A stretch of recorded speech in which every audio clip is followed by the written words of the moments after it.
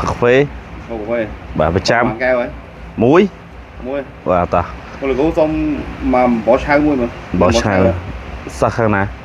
sa khang na là khăn bên sát thiệt sa khang na chỉ cho bạn说khăn bên sát thiệt Kuriki ấy sa Kuriki ấy score đó score tăng ô đừng túi túi á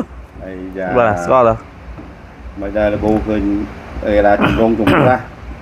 tinh tung luôn đang cùng đó là nè khơi chạy máu bà poster đại cu xong thành thong bà khơi đây có trên đây cu cha là bo họ bị cháy đây bà mình cha mán phải mấy đây bà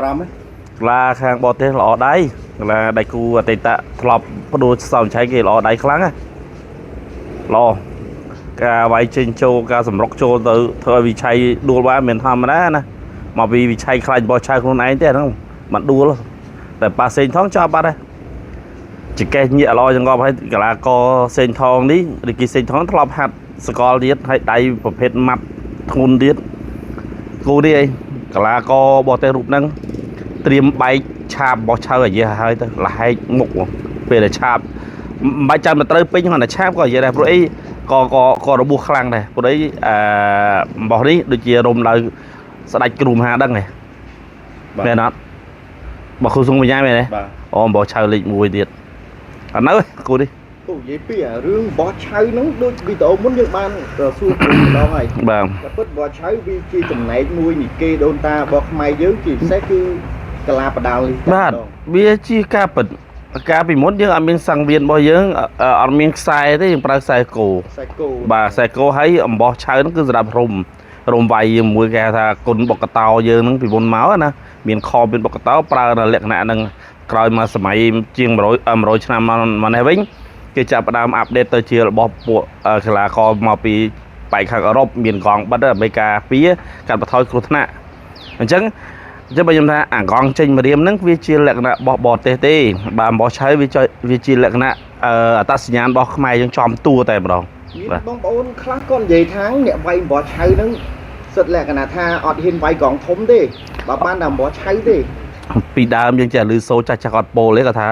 វាយដាក់ក្តាមឈូសឯងអូវាយដាក់ពីគ្រោះថ្នាក់អំបោះឆៅហ្នឹងមិននិយាយថាកីឡាករដែលហ៊ានវាយអំបោះឆៅខ្ញុំសុំសរសើរហើយវាគ្រោះថ្នាក់មែនណានេះយើងសម្ដៅពីមុនអត់មានការរុំបិទឆាក្តៅថែមណាគឺរុំយកហ្មងអញ្ចឹងចូលម្ដាយទៅក៏មាននៅជួនកាលអាចប៉ះពាល់នឹងបរិយាដៃរបស់កីឡាករផ្ទាល់ហើយដៃគូប្រកួតក៏គ្រោះថ្នាក់ដែរតែឥឡូវគេមានប៉ុងបាទមានប៉ុងការពារគេស្រោបប៉ុងហើយបានចាប់ដើមរុំរបស់ឆៅពីលើល្មមទៅទេបើអញ្ចឹងនេះគ្រោះថ្នាក់ទៀតណាអញ្ចឹងក៏លេចមកការប្រកួតរបស់សេងថងជាមួយនឹងដៃសៅវិឆ័យវិញគ្រូខ្ញុំនិយាយខ្លីៗតែម្ដងគីឡូនេះទៅមិនរួចជាមួយនឹងអំបោះឆៅរបស់សេងថងដេគីសេងថងល្អព្រោះឥឡូវនេះគាត់កំពុងឡើងជើងគួរឲ្យគាត់សម្គាល់កំពុងតែឡើងមែនទេគូនេះស្លាប់ទៀតការប្រកួតនេះគឺជាការប្រកួតទៅតាមខ្សែក្រវ៉ាត់អំបោះឆៅគ្រូគិតថាល្អទេអំបោះឆៅអាចនិយាយបានថាវិជាគេរំណែលពីដូនតារបស់យើងមកដែរខាងណានេះផលិតខាងណារៀបចំកម្មវិធីហ្នឹងស្ពតទូថោនថោននេះធ្វើល្អសំបីតែ background ពីក្រោយរបស់ថោនក៏គាត់អភិរក្សនៅក្បូរក្បាច់របស់ដូនតាដែរឥឡូវមានការប្រកួតខ្សែក្រវ៉ាត់ចឹងទៀតដល់ល្អការអភិរក្សហ្នឹងអំបោះឆៅហ្នឹងល្អមែនទេចាំថាភាគរយខ្ញុំនិយាយឲ្យឆាប់ចប់ហ្មងគឺសេងថង 100% ចា៎បាទដៃគូសោមឆៃត្រៀមប្រងការ